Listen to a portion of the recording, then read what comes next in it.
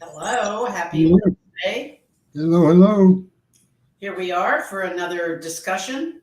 We were saying last week how much we prepare for these, but so much of this is just the conversation of what we hope people do in organizations that we work with. Absolutely.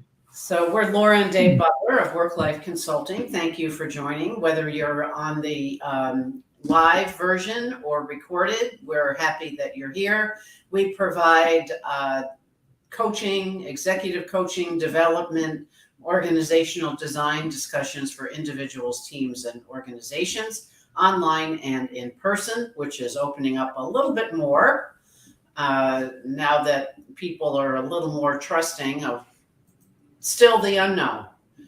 But what we're going to talk about today is the topic of skate to where the puck is going to be. No, we are not ice skaters. Uh, we don't know much about hockey, but this talk about Wayne Gretzky and where this came from. Yeah, I think most people are familiar with this because Wayne Gretzky was such a well-known figure. He was asked why by somebody, a reporter, I guess, what he thinks made him so great. He said, "Well, I learned a long time ago to skate to where the puck is going to be, not where it is." So it's a simplistic kind of thought about it, but I've thought about it over the years because organizations have been so static for so long. Most of their systems are built around the idea of being static. So you could start to work today, and we could have a development plan and have a training plan and a career development plan that would still be worthwhile after 4 or 5 years because the organization was the same. Whereas today, the organization is not the same 6 months from now. So we have to go back in and rip up the tracks, as I've said many times, and realize that the whole development conversation has to be more oriented towards skating to where we're going to be. Now, where are we going to be in 5 years, 3 years, 2 years? I don't know. It seems to be changing so fast, but at least we can give it a try. There's something about the anticipation that helps us to even be able to think that way. We sometimes we can figure it out. We can at least hum me a few bars. We get an idea of where we're going to be a year from now. So that's what we're trying to talk about here. How do we develop cultures and develop development plans for people that are more oriented towards where we're going to be. And the leaders that we're working with today are faced with the daunting task of saying, maybe we're doing pretty good for right now, but this isn't what got us to where we are is not going to get us to where we got to go. Well, the thing that we try to encourage that people do, and we try as much as we can to practice what we preach, is continually learn, continually grow. And one of the things that we're participating in the next few weeks, Webex and coaching.com, for those of you who are interested, has a summit with thought leaders speaking from all over the world. And so far, what I've been very impressed with what I've heard. And today there was a discussion around,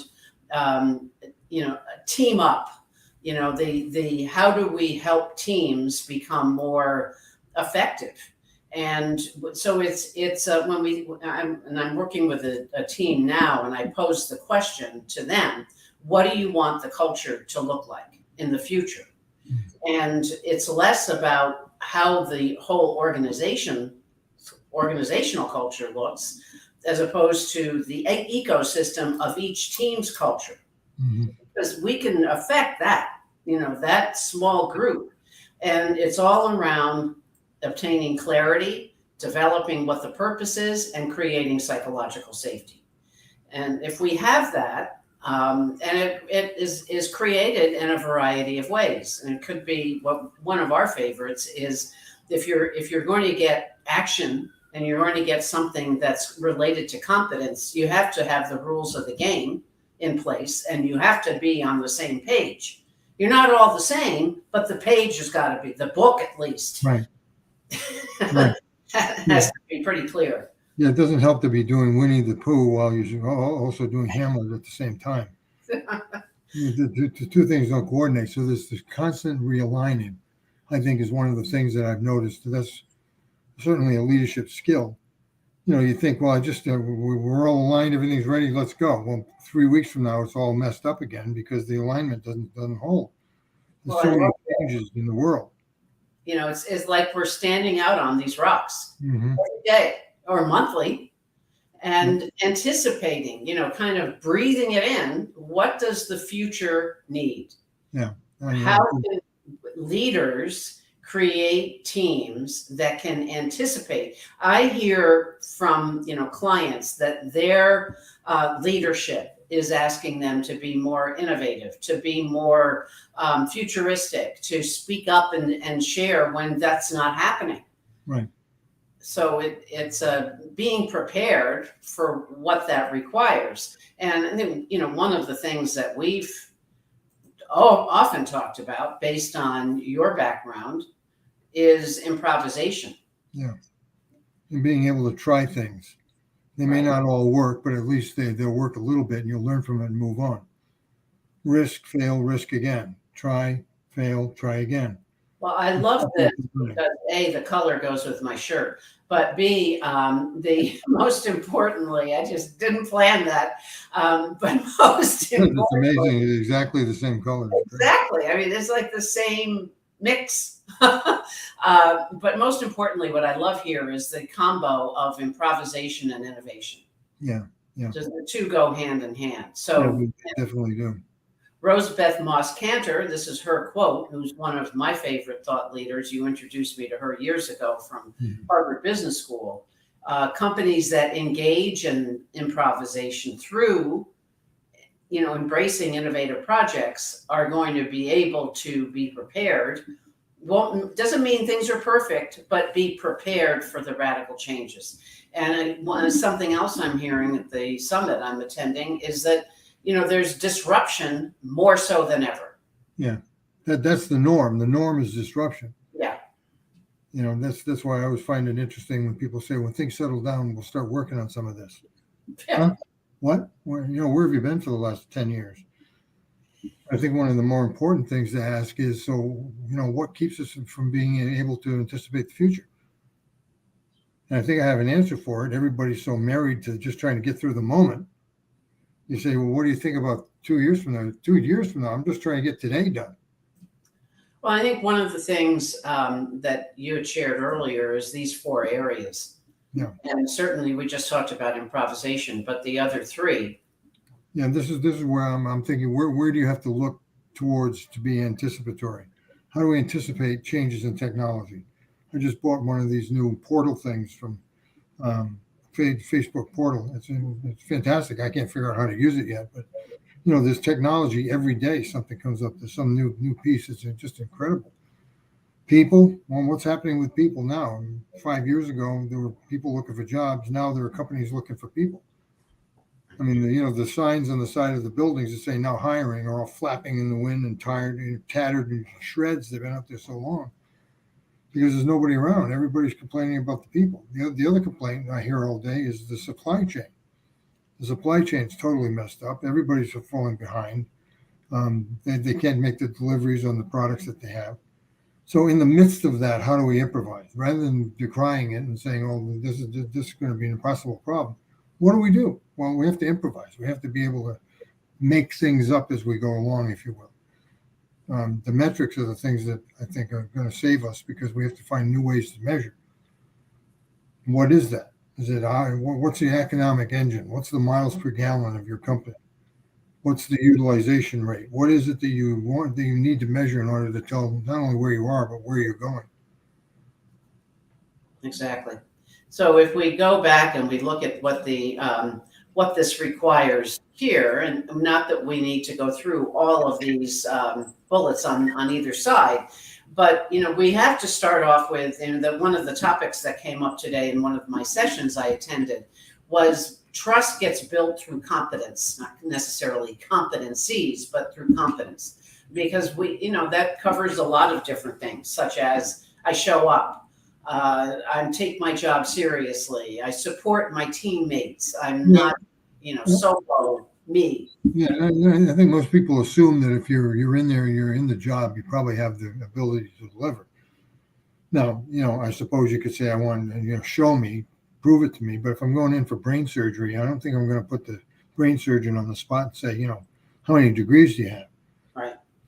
I mean, I kind of assume that you know how to do the job, but it is important to build trust with confidence, because if I can't rely on you, I mean, how can I trust you? But I do think that the other piece of the trust is built with the EQ, the loyalty, the connections, the feeling of being able to know who you are, share our biographies, hear about what is it that drives you. What are some of the things that you've accomplished lately that maybe I can learn from? Well, the other piece that it happens here is that because the role description was written such a way 10 years ago, and maybe we were hired to fit that role, that doesn't mean it's got to stay that. Yeah. Write and change and adapt to the requirements that disruption will bring. Yeah. I often quote myself lately by saying job descriptions are only good about 3 months now. They used to be good for maybe 3 years, but now they're good for 3 months. Because one way or another, you're probably going to be drawn into doing some other kind of work anyway. Well, I think the other piece about all of this is that we touched on it a little bit. This requires emotional mastery, the ability to tap into who I am, how I work with others, what motivates people, all of the essentials of emotional intelligence. Who are you, and what turns you on, and what motivates you, and how do I keep you engaged? Well, I don't have to be the manager or the leader. I mean, maybe just working with you. It would be helpful to be able to help each other stay on track. Right. And we are going to be offering soon relaunching our program, Emotional Mastery, the Key to Your Leadership Impact. And on our website, which is scrolling on the bottom here, you can take the quiz just to get an idea of what level you are when it comes to being emotionally smart. Mm-hmm. There's no good, bad, indifferent. It's just the way you are. And sometimes when people are really honest, there's an opportunity there to tap into what that growth looks like. Even if you are an emotional master, you've got opportunities to help other people. Right. So to wind things up a little bit here, take this out. This is one of your favorite slides. Uh-huh. It's like a closing ceremony. And what these are, this is just the backstory here. This was the closing slide of a woman's leadership program that I had created and delivered a few years ago. We're going to do it again too, right? What's that? We're going to do it again sometime soon. Oh yeah, absolutely. And these post-it notes, what was their key takeaway, their key word to help them remember this moment. So I think that you can tap into the moment, reflect on that moment, and help you with the future. Yeah. So I think this slide covers a lot of those topics, I think. Yeah, this has always been one of my favorite slides. It reminds me of Message in a Bottle. Trying to wave the flag out there and say, here's what I need, I'm over here. But I thought it'd be interesting to do this same exercise, and rather than being things that I worry about, let's try the anticipation. Each one of those post-it notes could be people's ideas of what the anticipation for the future is.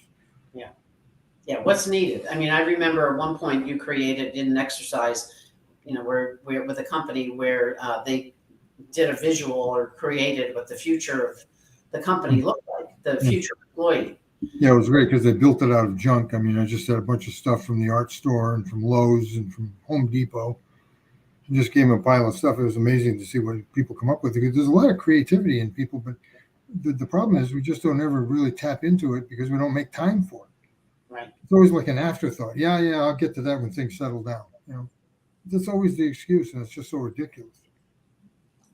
Well, that wraps up today's session. Thank you for joining us. And if you're listening to the live stream thank you for being here. If you're listening to the recording, please leave a comment on, what do you think for your own personal future is required?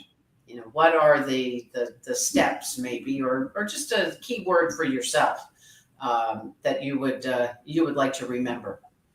So we'll be back next Wednesday, and thank you for joining. Any closing words, Dave? Anticipate, anticipate, anticipate. Think ahead. Don't look behind. Don't go into the future in the rearview mirror. Bingo. See you next time.